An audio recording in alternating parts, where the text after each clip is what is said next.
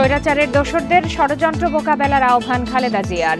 নির্বাচনের রোডম্যাপ ঘোষণার দাবি তারেক রহমানের।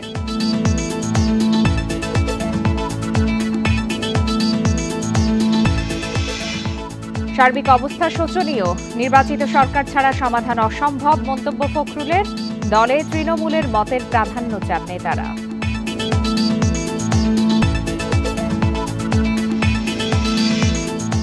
দেশের প্রয়োজনে সেনাবাহিনীর সব সদস্যকে সর্বোচ্চ দায়িত্ব পালনে প্রস্তুত থাকতে হবে, সেনা প্রধানের আহ্বান।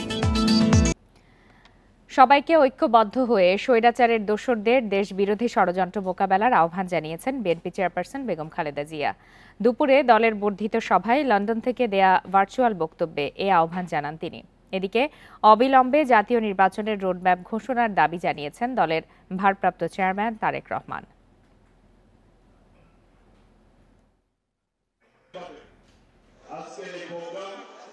বৃহস্পতিবার সকালে জাতীয় সংসদ ভবনের এলডি হল সংলগ্ন মাঠে শুরু হয় বিএনপির বর্ধিত সভা। ৭ বছর পর আয়োজিত সভায় অংশ নেন তৃণমূল থেকে কেন্দ্র পর্যন্ত ৬ স্তরের ৩৫০০ নেতা। প্রধান অতিথি হিসেবে লন্ডন থেকে দেয়া ভার্চুয়ালি বক্তব্যে বিএনপির চেয়ারপারসন বেগম খালেদা জিয়া ৫ আগস্টের পরের অর্জনকে ধরে রাখতে সবাইকে ঐক্যবদ্ধ হওয়ার আহ্বান জানান। ক্ষুদ্র ক্ষুদ্র সংকীর্ণতা ভুলে দেশ ও জাতির বৃহত্তর স্বার্থে আমাদের কাজ করতে হবে। এখনো ফ্যাসিস্টদের দোসররা এবং বাংলাদেশের শত্রুরা গণ অভ্যুত্থানের মাধ্যমে প্রাপ্ত অর্জনকে নস্যাৎ করার জন্য গভীর চক্রান্তে লিপ্ত রয়েছে। এমন কোনো কাজ করবেন না যাতে আপনাদের এতদিনকার সংগ্রাম আত্মত্যাগ বিফলে যায়। পরে লন্ডন থেকে ভার্চুয়ালি বক্তব্য রাখেন বিএনপির ভারপ্রাপ্ত চেয়ারম্যান তারেক রহমান। বলেন, জাতীয় নির্বাচনের আগে স্থানীয় নির্বাচন হলে স্বৈরাচারের দোসররা পুনর্বাসিত হবে। এ ফাঁদে বিএনপি পা দেবে না। বাংলাদেশে গণতন্ত্র এবং বিএনপি সমার্থক। দেশে গণতন্ত্র থাকলে বিএনপি থাকে, গণতন্ত্র বিপন্ন হলে বিএনপির স্বার্থ বিপন্ন হয়। মাফিয়া প্রধানের পলায়নের পর দেশে বর্তমানে গণতান্ত্রিক পরিবেশ ফিরে এসেছে। জাতীয় নির্বাচনের সময় হয়তো ঘনিয়ে আসছে।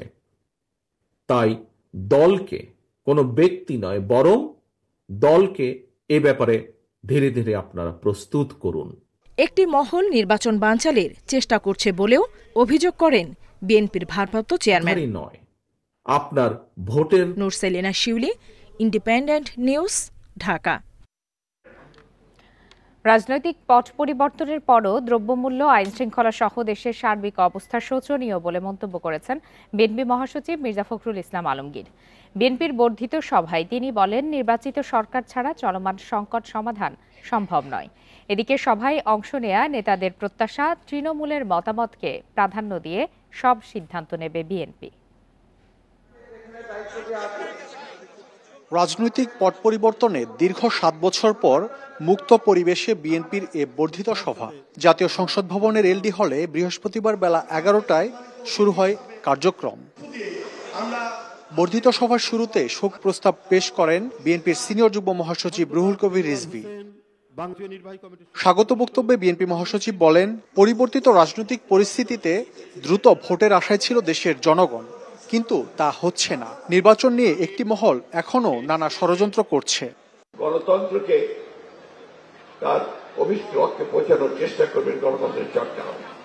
কিন্তু আমরা দুঃখের সঙ্গে দেখছি এখনো যতক্ষণ পর্যন্ত সেই লক্ষ্যে আমরা সুস্পষ্ট নির্দেশনা পাচ্ছি না।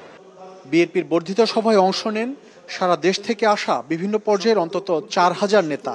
তাদের আশা, সুষ্ঠু ভোটে এবার সরকার গঠন করবে বিএনপি। নেতা যেভাবে আমাদেরকে গাইডলাইন দিয়েছে, মানুষের কাছে যাওয়া, মানুষের প্রত্যাশা পূরণের জন্য তাদের ভোটের অধিকারকে ফিরিয়ে দেওয়া, আমরা সেই পথে আমরা হাঁটছি। সকল স্তরে ঐক্যবদ্ধ না থাকতে পারলে জাতির আশা আমাদের দ্বারা পূরণ করা সম্ভব হবে না। বর্ধিত সভায় বিপুল সংখ্যক নেতার উপস্থিতি থাকায় বক্তব্যের সুযোগ দেওয়া হয় লটারির মাধ্যমে। দীর্ঘ ২৮ বছর পর এমন বড় পরিসরে বিএনপির বর্ধিত সভা। এই বর্ধিত সভায় যোগ দেওয়া তৃণমূল নেতাদের প্রত্যাশা, তৃণমূলের মতামতকে প্রাধান্য দিয়েই জাতীয় সংসদ নির্বাচনে প্রার্থী চূড়ান্ত করার পাশাপাশি দলের যে কোনো সিদ্ধান্ত নেবে বিএনপি।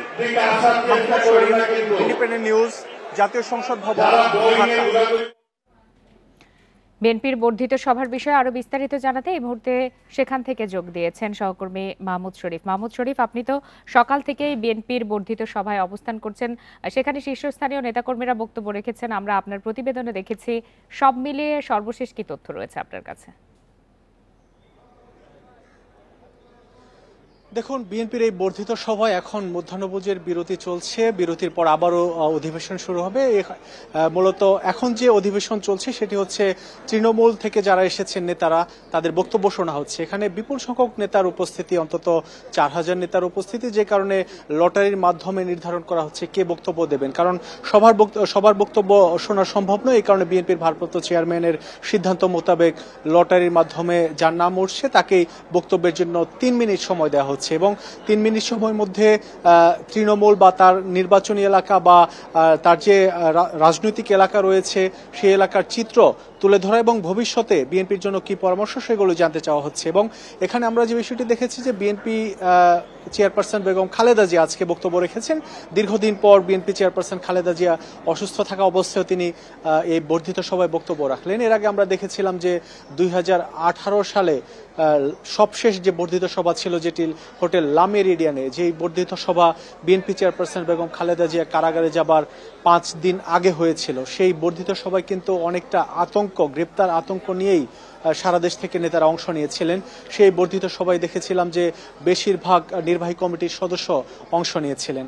আজকে কিন্তু একেবারে মুক্ত পরিবেশে এই বর্ধিত সভা অনুষ্ঠিত হচ্ছে জাতীয় সংসদের এলডি হল প্রাঙ্গণে। এখানে নেতাকর্মীদের মধ্যে ব্যাপক উৎসাহ উদ্দীপনা লক্ষ্য করা গেছে এবং এই যে বর্ধিত সভা, এই বর্ধিত সভার যে গুরুত্ব সেটি অনেক গুরুত্ব তারা বলছেন, কারণ এখানে আজকে খালেদা জিয়া বক্তব্য রেখেছেন, তারেক রহমান বক্তব্য রেখেছেন এবং বিএনপি মহাসচিব মির্জা ফখরুল ইসলাম আলমগীর বক্তব্য রেখেছেন। সবার বক্তব্য একটি বিষয় ছিল যে সামনের দিনে বিএনপিকে কিভাবে সুশৃঙ্খল রেখে ক্ষমতায় ভোটের মাধ্যমে যাওয়া যায়, এরকম দিক নির্দেশনা ছিল। আমরা বিএনপি চেয়ারপারসনের বক্তব্যে লক্ষ্য করেছি যে তিনি নেতাকর্মীদের ধন্যবাদ জানিয়েছেন। বিগত জুলুম নির্যাতনে 15 বছরেরও বেশি সময় শেখ হাসিনার জুলুম নির্যাতনের মধ্যেও বিএনপিতে তারা ছিলেন, বিএনপি ছেড়ে যাননি এবং বিএনপিকে ঐক্যবদ্ধ করে রেখেছেন। এর জন্য নেতাদের ধন্যবাদ জানিয়েছেন এবং ভবিষ্যতেও যাতে একই ধারা অব্যাহত থাকে সেজন্য পরামর্শ দিয়েছেন। তবে সবার বক্তব্যে একটি বিষয় এসেছে যে এই পট পরিবর্তনের পরেও আসলে যে মানুষের চাওয়া, সে চাওয়া এখন পর্যন্ত পূরণ হচ্ছে না। জনগণ ভোটের অপেক্ষায় আছে, প্রতিটি নেতার বক্তব্যেই এমনটি উঠে এসেছে এবং একটি ষড়যন্ত্রের কথা বিএনপি চেয়ারপারসন বেগম খালেদা জিয়া সহ সবাই বলেছেন। বিএনপি মহাসচিব মির্জা ফখরুল ইসলাম আলমগীর বলেছেন তাদের আশঙ্কা যে একটি মহল সেখানে পতিত স্বৈরাচারের দোসররাও আছে, এটি তাদের বক্তব্য এবং সম্মিলিত একটি মহল চাচ্ছে যে বিএনপিকে থামিয়ে দিতে বা এই যে বাংলাদেশের যে অগ্রযাত্রা, সেই গণতন্ত্রের পথের অগ্রযাত্রাকে থামিয়ে দিতে এখনো নানা ষড়যন্ত্র হচ্ছে। সেই ষড়যন্ত্র নস্যাৎ করে সামনের দিকে এগিয়ে যাওয়ার জন্য দিক নির্দেশনা দেয়া হচ্ছে এখনো। কারণ এখানে আমরা যে বিষয়টি জেনেছি, বিএনপির ভারপ্রাপ্ত চেয়ারম্যান তারেক রহমান তার বক্তব্যের শেষ অংশে বলেছেন যে আজকে কিছু নির্দেশনা দেওয়া হবে এবং সেই নির্দেশনা মোতাবেক তারা তৃণমূলে যাবে এবং কর্মী যারা আছেন, অন্যান্য বিভিন্ন পর্যায়ের নেতা যারা আছেন, তাদেরকে সেই দিক নির্দেশনা পৌঁছে দেওয়ার জন্য। কারণ সামনে কিন্তু অনেক কঠিন সময়, যেটি বিএনপি চেয়ারপারসন বলেছেন এবং বিএনপির ভারপ্রাপ্ত চেয়ারম্যান তিনিও বলেছেন যে কোনো মূল্যে গণতন্ত্র এবং মানুষের অধিকার ফিরিয়ে আনতে হবে এবং এই গণতন্ত্র এবং মানুষের অধিকার ফিরিয়ে আনার একটি মাত্র পথ সুষ্ঠু ভোটের মাধ্যমে ক্ষমতায় যাওয়া বা দেশের মানুষের। সংক্ষেপে একটু জানতে চাই যে দীর্ঘদিন পর, আপনিও বলছিলেন যে দীর্ঘ 28 বছর পরে বর্ধিত সভা অনুষ্ঠিত হচ্ছে বিএনপির, তৃণমূলের নেতাকর্মীরা বক্তব্য রাখছেন লটারির মাধ্যমে, সেক্ষেত্রে সব মিলিয়ে বর্ধিত সভা কতক্ষণ চলবে বলে ধারণা পাওয়া যাচ্ছে? দেখুন, বেলা 11টায় শুরু হয়েছে, আনুষ্ঠানিকভাবে কোরআন তেলাওয়াতের মাধ্যমে শুরু হয়েছে বর্ধিত সভার কার্যক্রম। এরপর ধাপে ধাপে বক্তব্য দিয়েছেন দলের চেয়ারপারসন, ভারপ্রাপ্ত চেয়ারম্যান এবং মহাসচিব।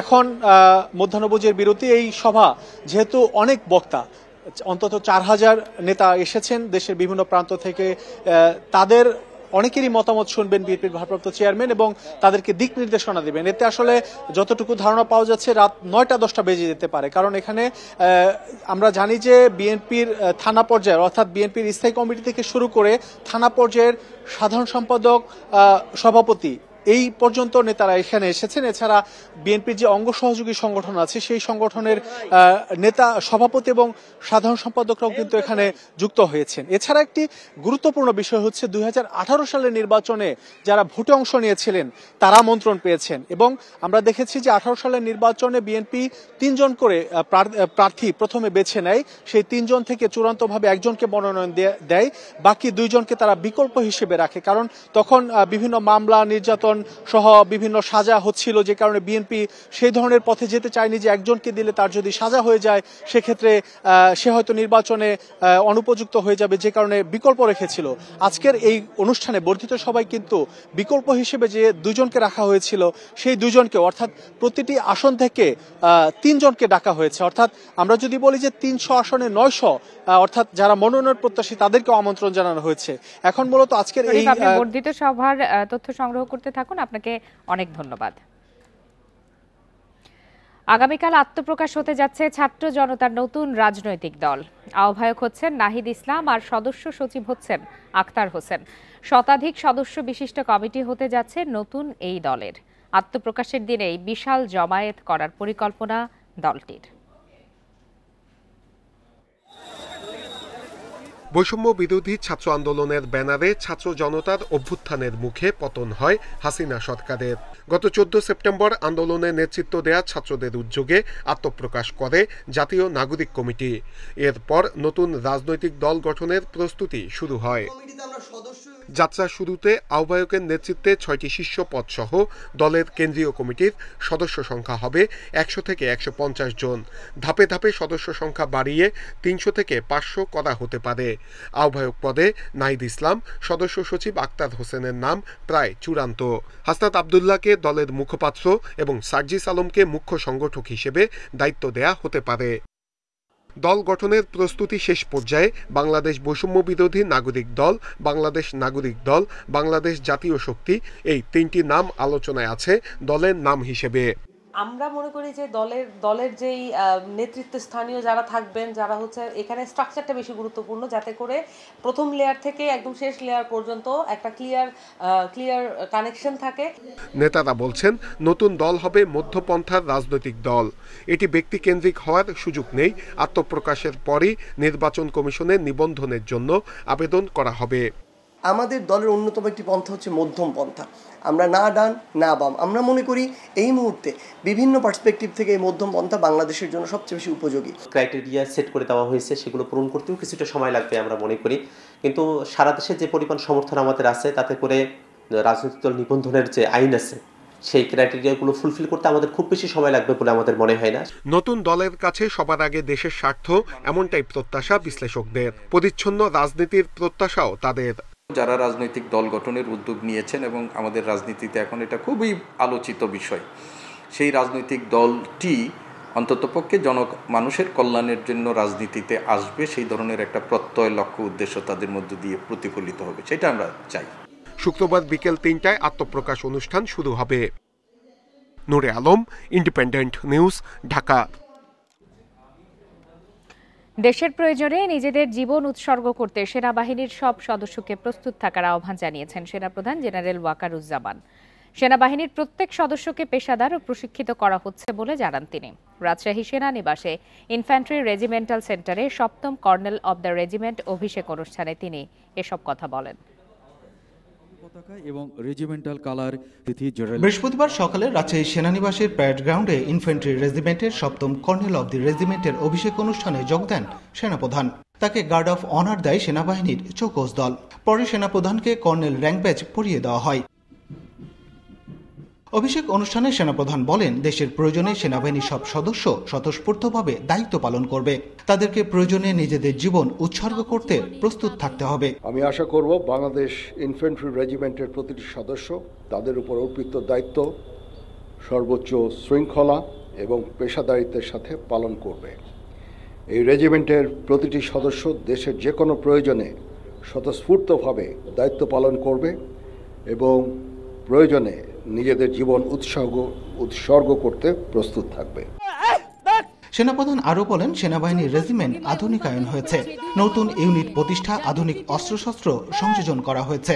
জলদি গতিতে মার্চ করে শেষ করার জন্য ইনফ্যান্ট্রি রেজিমেন্টের আভিযানিক সক্ষমতা ও যুদ্ধ উপযুক্ততা বৃদ্ধির চলমান প্রক্রিয়াকে আরও বেগবান করব ইনশাআল্লাহ। যুব উপযোগী ও আধুনিক প্রযুক্তির যে কোনো প্রয়োজনীয় যুদ্ধাস্ত্র এবং সরঞ্জাম যোগান দেওয়ার ব্যাপারে আমি সর্বদা সচেষ্ট থাকব। প্রধান অতিথির বক্তব্য শেষে প্যারেডের অভিবাদন গ্রহণ করেন সেনাপ্রধান। পরে সেনা সদস্যদের সাথে দরবারে যোগ দেন general Waker-uz-Zaman. Mustafizur Rahman, Independent News, Rajshahi.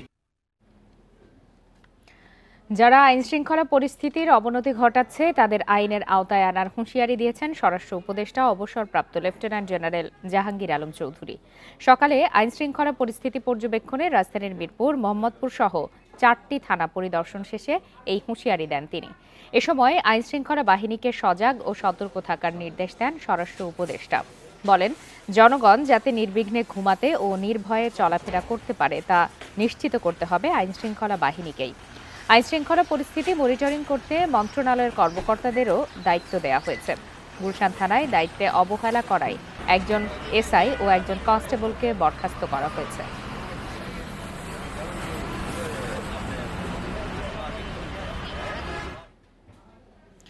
চট্টগ্রামে জামিনে বেরিয়ে বেপরোয়া হয়ে উঠছে অপরাধীরা।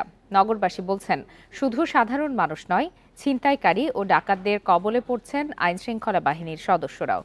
পুলিশের তথ্য মতে বন্দর নগরীতে 2 মাসে 80টির বেশি ছিনতাই ও ডাকাতি হয়েছে।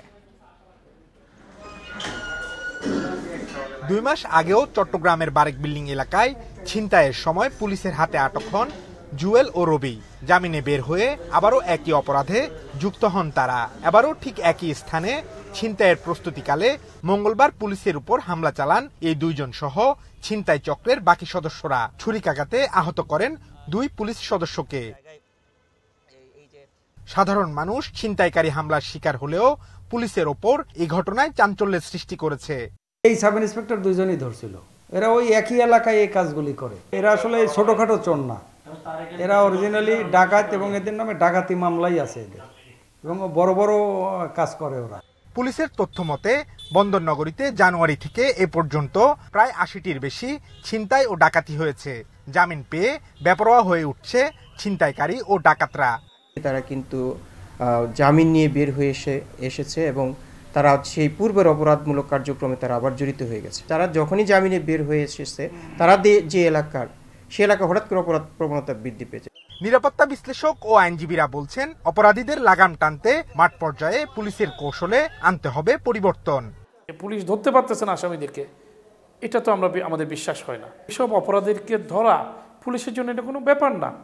আমরা আশা করব যে অতি সত্বর পুলিশ বাহিনীকে ঢেলে সাজাতে হবে। একদিকে পুলিশ যেমন অসহায় বোধ করবে অপরাধী শনাক্তে, আর অপরাধীরা সেখানে উৎসাহিত হবে অপরাধ সংগঠন করার জন্য। পুলিশের অনুপস্থিতিটা সে লক্ষ্য করবে, যখনই অনুপস্থিত থাকবে সেখানে সেই সময় সে অপরাধ করে পালিয়ে যেতে পারবে। পুলিশ সদর দপ্তরের অপরাধ পরিসংখ্যান অনুসারে গত 6 মাসে চট্টগ্রাম নগরীতে গত বছরের তুলনায় অপরাধ বেড়েছে 40%। Abdullah Rakib, Independent News, Chattogram. টাঙ্গাইলের মির্জাপুরের রাজশাহীগামী চলন্ত বাসে কোনো ধর্ষণের ঘটনা ঘটেনি। যাকে নিয়ে ধর্ষণের সংবাদ প্রচার হয়েছে সেই গৃহবধূই ঘটনাটিকে গুজব বলছেন। মিথ্যা খবর প্রচারকারীদের শাস্তিও দাবি করছেন তিনি। গত 17 ফেব্রুয়ারি রাতে চলন্ত বাসে ডাকাতির সময় নারী যাত্রীর শ্লীলতাহানির খবর প্রচার হয় গণমাধ্যমে। 17 ফেব্রুয়ারি রাতে ঢাকা থেকে রাজশাহীগামী চলন্ত বাসে ডাকাতি হয়। এ সময় এক নারী যাত্রীকে ধর্ষণের খবর আসে সামাজিক যোগাযোগ মাধ্যম সহ বিভিন্ন গণমাধ্যমে। বাসে এক নারীর বক্তব্য অনুযায়ী বিভিন্ন গণমাধ্যমে ধর্ষণের খবর প্রচার হয়। তবে যে নারীকে ধর্ষণের শিকার বলা হয়েছে, নওগাঁর ওই গৃহবধূ বলছেন সবই গুজব। ওইরকম কিছু না, শুধু কি আমার হাত থেকে ছুরি বের করার সময় আমার হাতে আঘাত ছিল, যার কারণে আমি একটু কান্নাকাটি করছিলাম, এটা ঠিক আছে। কিন্তু তারা ভেবে নিয়েছে যে আমার সঙ্গে ধর্ষণ হলো, এটা কিভাবে সম্ভব? কোন আমার সঙ্গে তো আমার দাদা ছিল, কিছুক্ষণের জন্য তাকে দাঁড় করে রাখছিল। মিথ্যা খবরে সম্মানহানির জন্য গুজব প্রচারকারীদের শাস্তির দাবি করেছেন ওই নারী। এটা যে প্রচার করলো, যে মিডিয়া যারা এই মিডিয়াটা ছাড়ছে, তাদের কাছেও আমার একটাই প্রশ্ন, যে আমার কাছে তারা না আসে কিভাবে এই কথাগুলো ছাপায় ওরা? আমি চাই এখন আমার যেটা নয় সেটা কেন বলা হলো, আমি এর বিচার চাই। বাসটির আরেক যাত্রী রাজশাহীর চারঘাটের রেহানা বেগম জানান, সেদিন ডাকাতি হলেও বাসে ধর্ষণের ঘটনা ঘটেনি। আমাদেরকে সম্মান দিয়ে অবশ্য কথা বলছে আমার সঙ্গে, তারপরও একজন সামনে থেকে বলছে যে খালা আমাদের মহিলাদেরকে কোনো অসম্মান করিস না, এরকম কথা একটা কানে আসছে আমার। ডাকাতির ঘটনায় অজ্ঞাতদের আসামি করে মির্জাপুর থানায় মামলা করেন বাস যাত্রী নাটোরের ওমর আলী। তার অভিব্যক্তি এবং যাবতীয় তথ্যপত্র সংগ্রহ করে আমাদের কাছে প্রাথমিকভাবে এখন পর্যন্ত এটুকু পরিষ্কার হয়েছে যে এই চাঞ্চল্যকর বাস ডাকাতির ঘটনায় কোনো ধরনের ধর্ষণের ঘটনা ঘটেনি বলে আমরা প্রাথমিকভাবে মনে করছি। মামলায় এ পর্যন্ত প্রধান অভিযুক্ত সহ গ্রেপ্তার 5 জনকে আন্তজেলা ডাকাত দলের সদস্য বলছে পুলিশ। এরই মধ্যে আদালতে স্বীকারোক্তিমূলক জবানবন্দি দিয়েছে তারা। Independent news. ঢাকা বিশ্ববিদ্যালয়ের মধুর ক্যান্টিনে হামলার প্রতিবাদ ও নতুন ছাত্র সংগঠনের পদ বঞ্চিতদের অভিযোগে আজ বিক্ষোভ কর্মসূচি ঘোষণা করলেও পরে তা প্রত্যাহার করেছে বেসরকারি বিশ্ববিদ্যালয়ের শিক্ষার্থীরা। দেশ ও জনগণের সার্বিক অবস্থা বিবেচনায় এই সিদ্ধান্ত নেওয়া হয়েছে বলে জানিয়েছেন তারা। সকালে সম্মিলিত বেসরকারি বিশ্ববিদ্যালয়ের ফেসবুক পেজে এই সিদ্ধান্তের কথা জানানো হয়। এতে জাতীয় স্বার্থে সবাইকে ধৈর্য ধরার অনুরোধ জানানো হয়েছে। এর আগে বুধবার রাতে রাজধানীর বাংলা মোটরের মূল সড়ক ব্লকেড করে বিক্ষোভ কর্মসূচি ঘোষণা করেন বেসরকারি বিশ্ববিদ্যালয়ের শিক্ষার্থীরা। এ সময় মধুর ক্যান্টিনে শিক্ষার্থীদের ওপর হামলারও নিন্দা জানান তারা।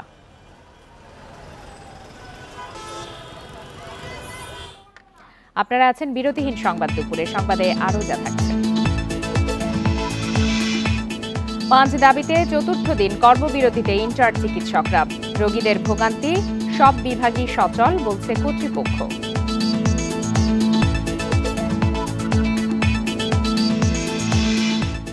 রোহিঙ্গা সংকটের সমাধান মিয়ানমারেই খোঁজা হচ্ছে। ঢাকা সফরে জানালেন জাতিসংঘের শরণার্থী বিষয়ক হাই কমিশনার।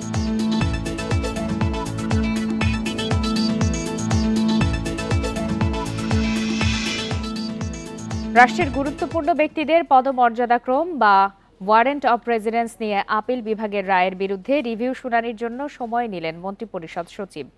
শুনানির জন্য 6 মার্চ ধার্য করেছে আপিল বিভাগ। সকালে মন্ত্রিপরিষদ সচিবের পক্ষে 2 সপ্তাহের সময় আবেদন করেন তার আইনজীবী। পরে প্রধান বিচারপতি ডক্টর সৈয়দ রেফাত আহমেদের নেতৃত্বাধীন 5 বিচারপতির আপিল বেঞ্চে শুনানির কথা থাকলেও সময় আবেদনের কারণে তা আর হয়নি। এদিকে ডেপুটি অ্যাটর্নি জেনারেল ও সহকারী অ্যাটর্নি জেনারেলরাও তাদের পদমর্যাদা বাড়াতে আবেদন করেছেন, যার শুনানিও হবে 6 মার্চ। এর আগে 2015 সালের 11 জানুয়ারি রাষ্ট্রীয় পদমর্যাদার ক্রম ঠিক করে রায় দেয় আপিল বিভাগ।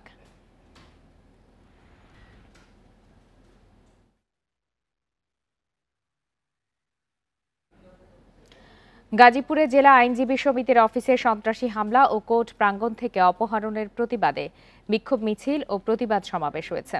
সকালে গাজীপুর জেলা আইনজীবী সমিতির উদ্যোগে মিছিল বের হয়।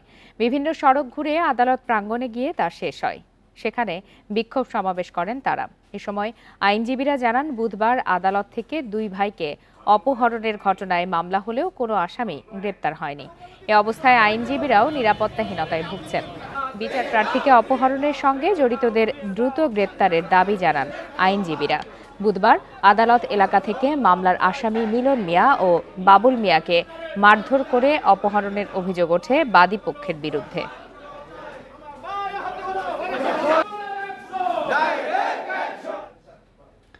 বঙ্গবন্ধু শেখ মুজিবুর রহমান টানেল ও বঙ্গবন্ধু সেতুর নাম পরিবর্তন করেছে সরকার। বুধবার সড়ক পরিবহন ও সেতু মন্ত্রণালয়ের সেতু বিভাগ থেকে এ বিষয়ে প্রজ্ঞাপন জারি করা হয়। বঙ্গবন্ধু শেখ মুজিবুর রহমান টানেলের নাম পাল্টে কর্ণফুলী টানেল এবং বঙ্গবন্ধু সেতুর নাম পরিবর্তন করে যমুনা সেতু করা হয়েছে। প্রজ্ঞাপনে বলা হয়েছে, সেতু বিভাগের আওতাধীন সেতু কর্তৃপক্ষের নির্মিত দুটি স্থাপনার নাম পরিবর্তন করা হয়েছে। নাম পরিবর্তনের আদেশ অবিলম্বে কার্যকর হবে। এর আগে 24 ফেব্রুয়ারি সড়ক ও জনপথ অধিদপ্তরের আওতাধীন 4টি মহাসড়ক ও 8টি সেতুর নাম পরিবর্তন করে অন্তর্বর্তী সরকার। এসব স্থাপনা বঙ্গবন্ধু শেখ মুজিবুর রহমান বা তার পরিবারের সদস্যদের নামে নামকরণ করেছিল বিগত আওয়ামী লীগ সরকার। 5 দফা দাবিতে চতুর্থ দিনের মতো কর্মবিরতি পালন করছেন বিভিন্ন সরকারি হাসপাতালের ইন্টার্ন চিকিৎসকরা। কর্মবিরতি চলাকালে সিলেট মেডিকেল কলেজ হাসপাতালের চিকিৎসা নিতে আসা রোগীদের কিছুটা ভোগান্তি পোহাতে হয়েছে। তবে হাসপাতাল কর্তৃপক্ষ বলছে, ইন্টার্ন ছাড়া অন্যান্য চিকিৎসকরা রুটিন অনুযায়ী সেবা দিচ্ছেন। জরুরি বিভাগ সহ অন্যান্য বিভাগের কার্যক্রম চলমান রয়েছে। এদিকে চট্টগ্রাম মেডিকেল কলেজ হাসপাতালে কর্মবিরতি পালন করছেন ইন্টার্ন চিকিৎসকরা। এতে চিকিৎসা সেবা ব্যাহত হচ্ছে না বলে জানিয়েছে হাসপাতাল কর্তৃপক্ষ।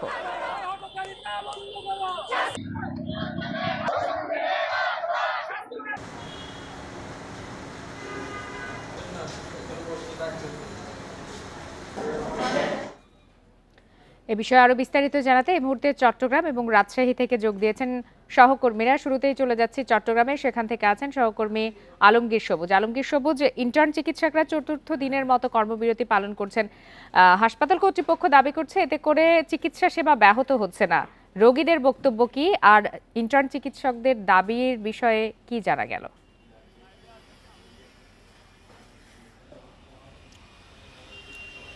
হাসপাতাল কর্তৃপক্ষ যদিও দাবি করছে তারা চিকিৎসা সেবা খুব বেশি ব্যাহত হচ্ছে না, তবে আমরা হাসপাতালে ঘুরে যেটা দেখেছি, অন্যান্য সময় যেভাবে ইন্টার্ন চিকিৎসকরা থাকেন সেটা নাই, যেহেতু কিছুটা আসলে ভোগান্তি হচ্ছে।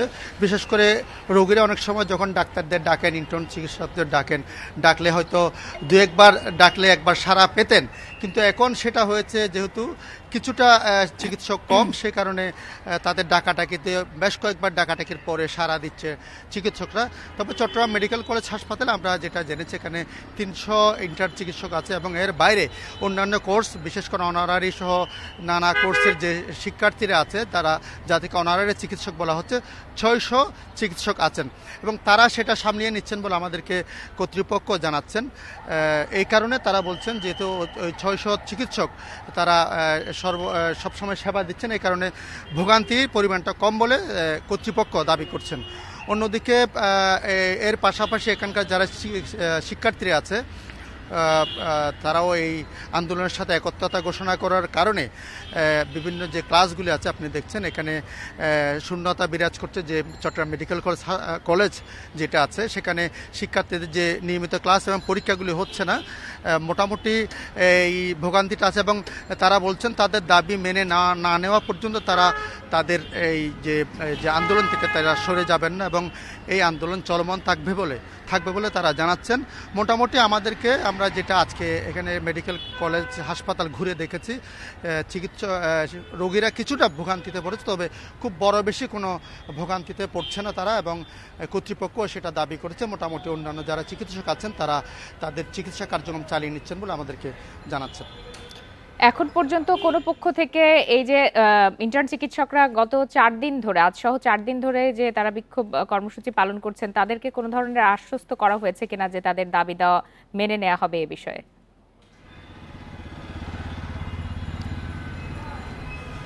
আমরা আন্দোলনরতদের সাথে আলাপ করেছিলাম, তারা বলেছেন তাদের সাথে কোনো পক্ষ থেকে তাদের সাথে কোনো যোগাযোগ করা হয়নি, কারণ তারা তাদের আন্দোলন চলমান রেখেছেন বলে জানাচ্ছেন এবং তারা বলছেন তাদের যে আন্দোলন সেটা তারা চালিয়ে যাবেন এবং যতদিন তারা তাদের লক্ষ্যে পৌঁছাতে না পারেন তারা তাদের আন্দোলন চালাবেন বলে জানাচ্ছেন। এখনও পর্যন্ত তাদের সাথে কেউ কোনো ধরনের আলাপ করেনি বলে তারা আমাদেরকে জানাচ্ছেন। তবে আরেকটা বিষয়, তারা যেহেতু যে তাদের আন্দোলন সংগ্রাম যে দৃশ্যমান যেটা করতে সেটা আজকে করছে না। তারা বলছেন যেহেতু আগামীকাল বিডিএস পরীক্ষা আছে এখানে চট্টগ্রাম মেডিকেল কলেজ হাসপাতাল ডেন্টাল ইউনিটের, এই কারণে এটার সম্মানে তারা তাদের যে দৃশ্যমান আন্দোলন সংগ্রাম যে এগুলি করছে না, তারা মূলত কর্মবিরতি পালনে রেখেছেন। আলমগীর সবুজ, আপনি আমাদের সাথেই থাকুন একই বিষয়ে জানতে। এবারে চলে যাচ্ছি রাজশাহীতে, সেখান থেকে যোগ দিয়েছেন সহকর্মী মুস্তাফিজুর রহমান। মুস্তাফিজ, ইন্টার্ন চিকিৎসকদের এই 4 দিনের কর্মবিরতিতে কি ধরনের ভোগান্তিতে পড়েছেন রোগীরা সেটি জানাবেন। আর হাসপাতাল কর্তৃপক্ষ তো বলছে তেমন একটা সমস্যা হচ্ছে না, সরজমিনে কি দেখলেন?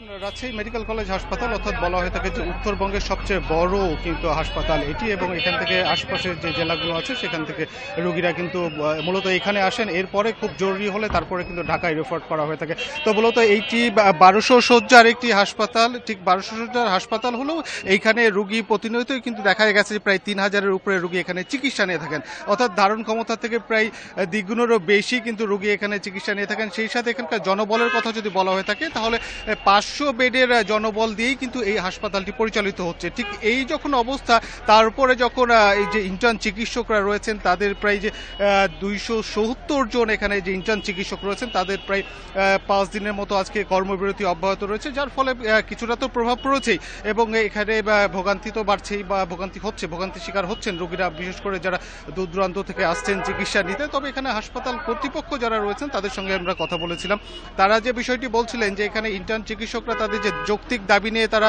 আন্দোলন করছেন, সেই সাথে তাদের যেমন সহমত পোষণ আছে, সেই সাথে রোগীরা যেন ভোগান্তির শিকার না হয়, অর্থাৎ কোনো রোগী যেন চিকিৎসা সেবা না পেয়ে যেন ফিরে যেতে না হয়, সেই জন্য তারা এখানে যে মিড লেভেলে যে চিকিৎসকরা রয়েছেন এবং সিনিয়র যে চিকিৎসকরা রয়েছেন তাদেরকে কিন্তু এখানে নির্দেশনা দেওয়া হয়েছে, এবং এখানে যে হাসপাতাল পরিচালক রয়েছেন তিনিও কিন্তু ঠিক একই নির্দেশনা দিয়েছেন যেন কোনো রোগীর চিকিৎসা পেতে যেন ব্যাহত না হয়। ঠিক সেইভাবেই কিন্তু এখানে নির্দেশনা দেওয়া রয়েছে, যার ফলে এখানে যারা সিনিয়র চিকিৎসকরা রয়েছেন এবং যারা ডক্টররা রয়েছেন তারা কিন্তু তাদের সাধ্যমতো চেষ্টা করে যাচ্ছেন রোগীদের যে দুর্ভোগ রয়েছে সেটি লাঘবের জন্য। অপরদিকে আমরা কথা বলেছিলাম ইন্টার্ন চিকিৎসকদের সঙ্গে, তারাও বলছিলেন যে রোগীদের এখানে ভোগান্তিতে পড়ছে বা ভোগান্তি হবে এটি স্বাভাবিক চিত্র, কিন্তু তারা তাদের যে যৌক্তিক দাবি, তাদের যে 5 দফা দাবি রয়েছে, তারা বলছিলেন এ বিষয়ে সরকার যতক্ষণ পর্যন্ত তাদের এই যৌক্তিক দাবিগুলোর সাথে সহমত পোষণ না করবেন তারা ততক্ষণ পর্যন্ত তাদের এই যে আন্দোলন বা তাদের এই যে কর্মসূচি এটি কিন্তু অব্যাহত রাখবেন। এবং তারা বলছিলেন যে সহসাই যত দ্রুত তাদের এই কর্মসূচিগুলো, তাদের যে 5টি দফা রয়েছে এই দফাগুলো বাস্তবায়ন হবে বা মেনে নেওয়ার আশ্বাস দেওয়া হবে, ঠিক তখনই কিন্তু তাদের যে কর্মে তারা কিন্তু ফিরে আসবেন, এবং তারা কিন্তু এমনটি বলছিলেন। এবং তাদের রাজশাহী যে 48 ঘন্টার যে আলটিমেটাম দেওয়া রয়েছে সেটি কিন্তু আজকেই শেষ হবে, এবং আগামীকাল তাদের নতুন কর্মসূচি আসবে বলেও কিন্তু ইন্টার্ন চিকিৎসকদের পক্ষ থেকে জানানো হয়েছে। এই ছিল রাজশাহী থেকে সর্বশেষ। ইন্টার্ন চিকিৎসকদের চলমান কর্মবিরতির বিষয়ে বিস্তারিত জানাচ্ছিলেন সহকর্মীরা। রোহিঙ্গা সংকটের সমাধান মিয়ানমারেই খোঁজা হচ্ছে, তবে সেখানকার পরিস্থিতি এখনও জটিল বলে মন্তব্য করেছেন জাতিসংঘের শরণার্থী বিষয়ক হাই কমিশনার ফিলিপো গ্র্যান্ডি। বলেন, দেশটিতে সংঘাতের কারণে পরিস্থিতি খুবই ঘোলাটে, তারপরও সমস্যা সমাধানে জোর দিতে হবে। সকালে পররাষ্ট্র মন্ত্রণালয়ে পররাষ্ট্র উপদেষ্টা তৌহিদ হোসেনের সাথে বৈঠক শেষে তিনি এসব কথা বলেন। ঘণ্টাব্যাপী বৈঠক শেষে গ্র্যান্ডি বলেন, হাজারো চ্যালেঞ্জের পরও রোহিঙ্গাদের আশ্রয় দিচ্ছে বাংলাদেশ, যা প্রশংসনীয়। এই সংকট সমাধানের প্রয়োজনীয়তা তুলে ধরেন তিনি। রোহিঙ্গা ইস্যুতে বাংলাদেশ যে বৈশ্বিক সম্মেলনের আয়োজন করতে যাচ্ছে সেই উদ্যোগের প্রতি UNHCR এর সমর্থনের কথাও বলেন গ্র্যান্ডি। 4 দিনের সফরে ফিলিপো গ্র্যান্ডি প্রধান উপদেষ্টার সাথে সাক্ষাৎ করবেন। কক্সবাজার ও ভাসানচরের রোহিঙ্গা ক্যাম্প পরিদর্শনেও যাবেন তিনি।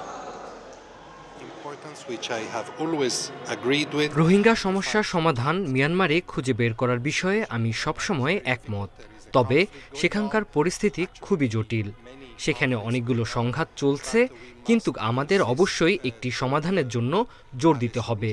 কয়েক মাসের মধ্যে রোহিঙ্গা পরিস্থিতি নিয়ে সম্মেলনের আয়োজনের প্রস্তাব দিয়েছে বাংলাদেশ।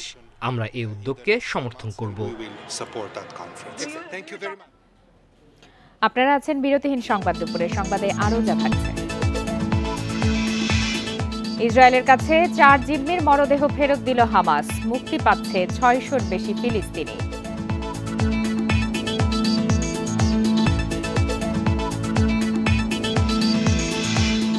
চ্যাম্পিয়ন্স ট্রফিতে বাংলাদেশ পাকিস্তান নিয়ম রক্ষার ম্যাচ আজ। রাওয়ালপিন্ডিতে বৃষ্টির কারণে টসে দেরি।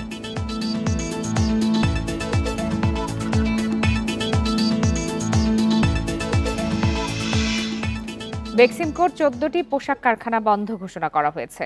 শ্রমিকদের পাওনা দিতে প্রয়োজনীয় 525 কোটি টাকার ব্যবস্থা করেছে সরকার। আগামী 9 মার্চ থেকে শ্রমিকদের পাওনা পরিশোধ শুরু হবে বলে জানিয়েছেন শ্রম উপদেষ্টা অবসরপ্রাপ্ত brigadier general doctor M Sakhawat Hossain. দুপুরে সচিবালয়ে এসব কথা জানান তিনি। ডক্টর এম সাখাওয়াত হোসেন বলেন, 325 কোটি টাকা বিভিন্ন ব্যাংকের মাধ্যমে দিচ্ছে অর্থ মন্ত্রণালয়, আর বাকিটা দিচ্ছে শ্রম মন্ত্রণালয়। বেক্সিমকোর যেসব কর্মকর্তা কর্মচারী অনিয়মের সঙ্গে জড়িত তাদের সবার বিরুদ্ধে ব্যবস্থা নেওয়া হবে বলেও হুঁশিয়ারি দেন ডক্টর এম সাখাওয়াত হোসেন। অর্থ বিভাগের ব্যয় খাত হতে 325